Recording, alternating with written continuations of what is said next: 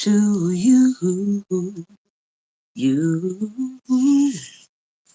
Good morning. Good morning to you. Good morning. Good morning. Won't you share with a friend or two? Good morning. Good morning to you. You. Good morning. Good morning. Good morning to you. You. Good morning. Good morning to you. And many more. Good morning, good morning, good morning, and welcome, welcome, welcome to Daring Dialogues. I'm your host today, Shantae Charles. If you found your way to this side of YouTube, you found your way to the love side, to the intellectual side, to the thinking side, to the critical thought side of YouTube. And I want to welcome you. Today is Wednesday. It's Relationship Wednesday on our Read Aloud podcast. And I am going to be reading from the book, A Guide to Managing Unhealthy Relationships, Drama Free by Dr. Nedra Glover Tawwab. And so we have been talking about relationships using and utilizing her books to spark the conversation. Um, I want to take a look and going back to just a rundown of some of the things that we've already covered as we have looked at her book topics. We've talked about what dysfunction looks like. Good morning.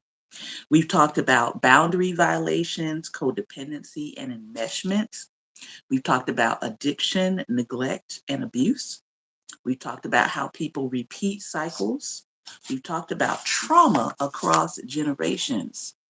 Then we dove into part 2 of her book, which was all about healing, resisting the urge to operate in dysfunction in our families and in our relationships, thriving in our relationships versus surviving, how to manage relationships with people who will not change, ending relationships when others won't change, building support outside your family. And now we are in part 3, which is entitled Growing. And we just finished chapter 11, Troubleshooting Relationship with Parents. It was a very, very good talk. If you check out all of our Wednesday broadcasts, you will see that we are covering these books here. So if you want to go back and look at any of those topics, always go to the Wednesday broadcast, which is where we focus in on this particular book. Today, we are starting, for me, a very serendipitous chapter, and that's chapter 12, Troubleshooting Relationships with Siblings. Now, I will tell you, I'll be the first to tell you, I always like to use mainly my own stories and one, because I feel it's transparent. I should be transparent about my own life. And two, it sometimes can save you some of the litigation that we see happening in our world today by simply focusing on your own story, right? We have business of our own that we need to mind and that we need to tend to. And so when it comes to troubleshooting relationships with siblings, I will be honest with you and say some of my siblings I don't have any current relationship with at all. And then other siblings I have a more closer relationship with, where we call each other several times a week. We talk for hours on the phone. Um, and sometimes those conversations get really intense. Sometimes they get really deep. Sometimes they're just, comical and us just having a good time and laughing in our communication and with each other. And so I think this is a really good chapter, again, about how to troubleshoot your relationships with your siblings. If you don't have the relationship that you want and you want to spend a little bit more time examining that, check out chapter 12 in this book here. But also, we're going to be reading it aloud together. So let's begin. I'm going to start with the scenario that she has. All of these scenarios are based on the author's clients, but the names and circumstances surrounding them have been changed to protect the actual clients. Okay. So we're going to look at her scenario here, and I'm going to start out today by talking about how parents harm sibling relationships. Ooh, ooh, ooh.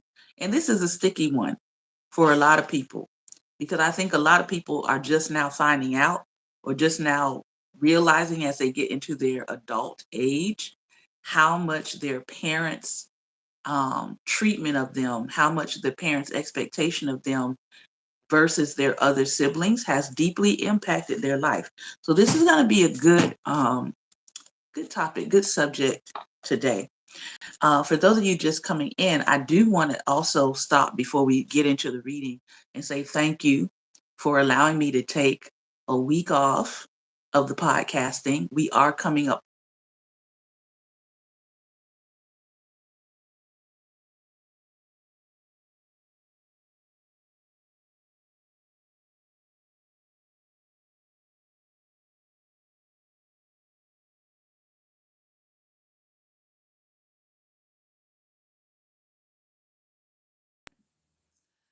to tend to some very important safety things in my home and in my community. Um, and so I had to take a week off and get those things settled. All is not completed, but enough is completed that I felt like I could come back and continue on with the podcast. All right. Troubleshooting relationships with siblings. Sierra and Sylvester were raised in a two-parent household. Because she was 3 years older, Sierra always felt that Sylvester was babied and given a pass for multiple screw ups. Whenever she needed help, she didn't go to her parents because they raised her to be independent and responsible. But they raised Sylvester in the opposite way, to be dependent and unreliable. Sierra often wondered how the two of them could be so different. Despite growing up in the same household, in private conversations, their father, William, acknowledged that Sylvester, quote unquote, had some growing up to do, and that their mother, Sonia, had enabled Sylvester's dependency. Sonia was tied at the hip to her son and refused to admit that she treated her children differently. Unconsciously, Sierra took out her frustrations toward her parents on Sylvester. She was short with him, found him annoying, and refused to speak to him except at family gatherings. She cited the following differences in treatment by her parents. Sylvester was given a brand new car when he turned 16, while Sierra was given a used car when she turned 18. Sierra was encouraged to go to college in state to reduce costs. Meanwhile, Sylvester was allowed to attend college out of state. Sierra graduated from college with honors in 4 years and threw herself a celebration. When Sylvester graduated in 6 years, their parents planned his party. After college, Sierra moved to another state for work and raised her children with her husband. Her parents visited once a year, but when Sylvester had kids, they watched his two children nearly every weekend, excuse me. Despite his despite this being due to proximity, Sierra was still jealous. Sierra watched for signs of mistreatment and kept score, always feeling like she was on the losing side. She found it hard not to be mad at her brother. While it mostly wasn't his fault, he never stood up for his sister or fought for her to get equal treatment. He gleefully accepted all the help he received from their parents. Good morning. Now, 40 years old, Sierra sought therapy to work through the years of resentment she'd harbored toward her family. Our work centered on building a relationship with her brother that was based on shared interests and a genuine connection. We couldn't make her parents acknowledge how they impacted the sibling dynamic, but we could help Sierra advocate for herself by asking her parents to meet her unique needs. In some instances, she didn't need precisely what was offered to her brother. She needed to discover how her parents could support her in a way that was meaningful to her as an individual. Now, in this scenario, I can kind of see a couple of things happening here. Um, I could see possibly the value of the male child over the female child. I don't know about you, but I'm Generation X, and growing up, you could definitely see that I would even say not necessarily just in Black culture, but culturally, the female child tends to be undervalued and not seen as equal to a male child. Sometimes the expectations and the standards are different. I know in my household specifically, and definitely, um, my older brother was, because he was the only son of my mother.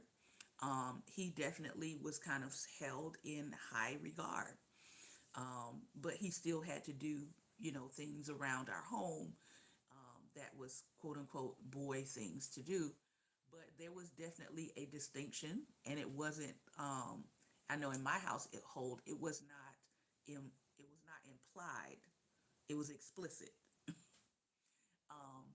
Sometimes the instructions would say dot dot dot dot dot because he is a boy, or because you are a girl, or because you are going to be a woman. And so if you came from my generation or further back, you might have gotten direct and explicit instructions around gender, whereas it may be a little bit more nuanced with people who are raising children today. So let's see what she talks about here. How parents harm sibling relationships. Parents aren't solely responsible for sibling relationships, but what they do or don't do can significantly affect the dynamic between brothers and sisters. The question does often come up, and I think she alluded to it before. How does it seem like you might have been raised in the same household, but maybe you and your siblings seem to have turned out differently, right? And the thing that came to me, and I think we've shared this before, is that you all are oftentimes, unless you're, I wouldn't even say in the case of twins, but oftentimes you're not getting the same parent. And I had to realize that. Like she said, she was given a very, do this, do this, do this, do that, raise your responsibility. Her sibling comes along, and it seems like they're letting him have more leeway. So even though you might be raised in the same household, you're probably not being raised with the same parent. Sometimes parents get better at parenting as they have that second child, that third child, that fourth child. Sometimes they get better at it. Sometimes you might have been the practice or the test subject on discipline, on how to instruct, right? On how to teach, on how to guide. And so, yeah, sometimes your younger siblings are getting a better iteration of your parent than you got. And yeah, that can actually cause some resentment in your relationship, both with your parent and with your sibling. But how are you going to work through that? How are you going to work through that feeling? The author says most parents will say they went through a phase in which their children bickered over almost everything. I've heard parents say things like, I'm not getting in the middle of it, figure it out. Or, it's your brother, you have to share. These statements do very little to eliminate bickering and may even lead to more sibling conflict. In this chapter, we're going to provide advice to parents as well as those struggling through difficult sibling relationships as adults.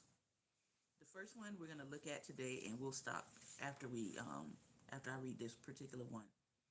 Choosing or not choosing sides. If you are a parent out there, do you choose sides? That's my question for you today. And how do you stop yourself from choosing sides? How do you navigate the conflict and try to remain neutral? So think about those things. There are times when arguing siblings are harmful toward each other.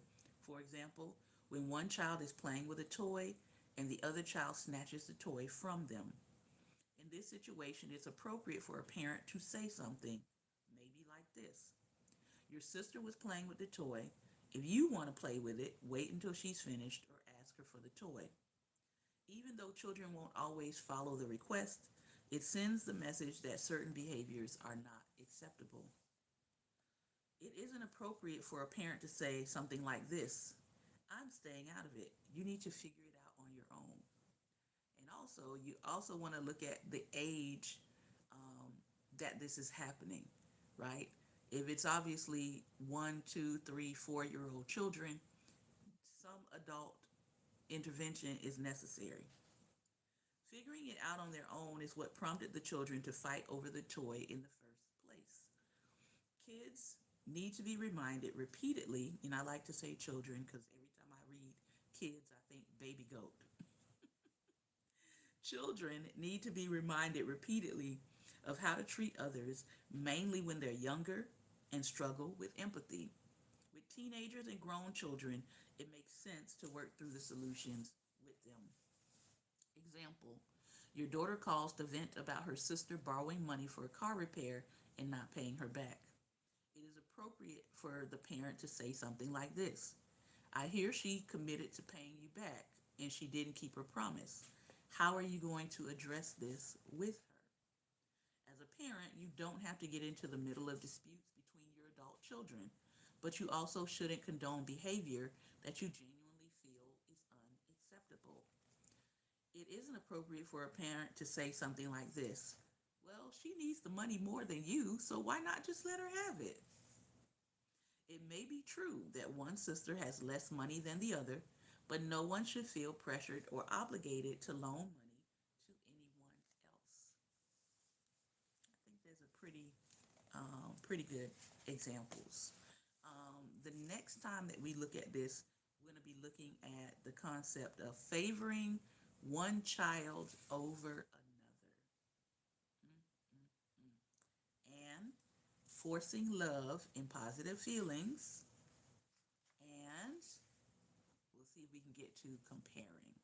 I think that one is a big stickler for a lot of people. They don't want to be compared to their other siblings. But for today, we're only going to be looking at choosing or not choosing sides in a conflict. How do you, I want you to think about this, if you are a parent today, how do you avoid choosing sides? Do you know when not to choose sides? Do you know when to interject yourself into a conflict versus letting your children work things? Say I don't have natural children. I have 6 godchildren, but I will say that as an educator, this is something we have to do all the time, and not just with 1 or 2 children. Sometimes it's with 30. Sometimes it's with 35. Sometimes it's with 20. Sometimes it's with 12. And you have to get very good at knowing when to interject and when to let children practice and exercise and work on their own conflict resolution skills. All right. Pastor Ben, if you are here with me, I see your good morning down here. I'm going to send you the join link. So give me just a moment.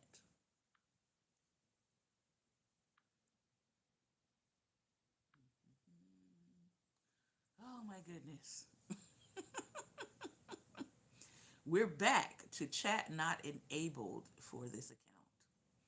I don't know what YouTube is doing, but um, chat is not enabled.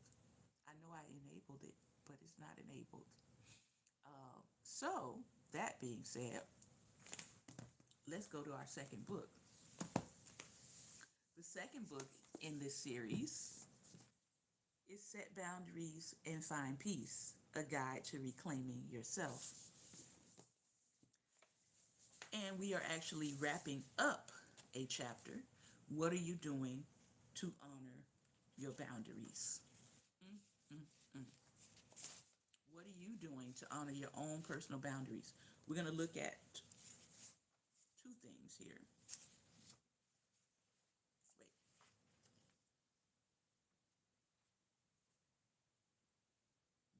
One, yeah, 2 things as we close up this chapter. This is called restating, and consistency is key. So that's where we're going to stop today. Restating your boundaries. Put some hearts on the screen or use one of the symbols or icons if you feel like you have to overstate or sometimes restate your boundaries with people. Over time, people may assume that your boundaries with them have expired. Remind them, as well as yourself, about your expectations, including why you set the boundary in the first place. Know that the changes you see in the other person are a direct result of your boundaries in the relationship. If over time you find yourself reneging on the limits that you set, remember how they positively impacted your life, recommit to them, and proceed with honoring them. You cannot change people.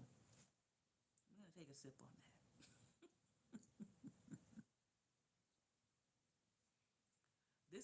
This is a key truth for people who feel called to change the world. You can't change people, but you can change how you deal with them, what you accept, how you react to them, how often you interact with them, how much space you allow them to take up, what you participate in, what role they play in your life, what people you have contact with, who you allow in your life, and your perspective. Those are the things that you can change. Consistency is key. From time to time, you may not honor your boundaries, but when you find yourself in a rut, get out. It does sound easier said than done, but remember you don't have to commit to staying in the rut. The moment that you begin to notice that you are not honoring your boundaries, get right back up to keeping your word to yourself. If you've labeled yourself as a person who can't stick to things, or you will be a person who can't stick to things by your own words, start changing the narrative of who you've told yourself you are by removing the negative connotations. Instead, say to yourself, I am a person who sticks to things. I am learning to stick to things. I shall continue to stick to things. James Clear of Atomic Habits said this: the ultimate form of intrinsic motivation is when a habit becomes part of your identity. It's one thing to say, I'm the type of person who wants this. It's something very different to say, I'm the type of person who is this. So, think about the type of person that you want to be and introduce that version of yourself to you first and then to the rest of the world. When we come back on next week, we'll be looking at part 2 of this book. This is how you do the work of setting your boundaries. And this is actually going to tie right into the other book. This is chapter 10. It will be talking about family and setting boundaries with your parents and what that looks like. So that's where we will be starting first. This is all I have for you today. I do apologize that for some reason the conversation part of YouTube is not working for us, but I do want to thank you for your time and for your attention. As we get back into the saddle this week, we'll be back tomorrow and we'll be talking about the spirit of justice and reparations. We'll be having a little bit of conversation about the reparations um, bills and things that have come out of the state of California and what that might mean for the larger picture. But the book that we're going to be covering is talking about reparations and the case for reparations from the Christian point of view, which should be interesting because outside of, I would say, the black church, there aren't a whole lot of Christian organizations that are like in the forefront pushing for reparations for black Americans. So it's going to be interesting to read this book and see what they are saying about making the case for reparations. This has been another episode of Daring Dialogues, and I've been your host today, Shantae Charles. I want to thank you for your time and attention. I want to thank you for your patience, and your graciousness that you've had with us as we have been working through this season. A season unlike any of our previous ones. So, again, remember, light is the most daring opposition to darkness. So, continue to go out and be light. Take care, everyone. Be well, and most importantly,